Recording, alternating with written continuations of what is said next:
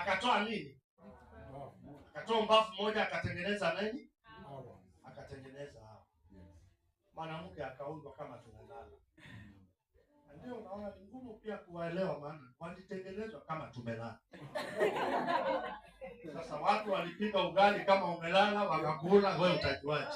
Na wakawasha masufuria. Ndio unaona Biblia inasema kama utakaa na yeye, ukae na yeye kwa nini? Kwa lugha ya barabarani uwe mjanja kama utaishi na mwanamke. Uwe mwerevu.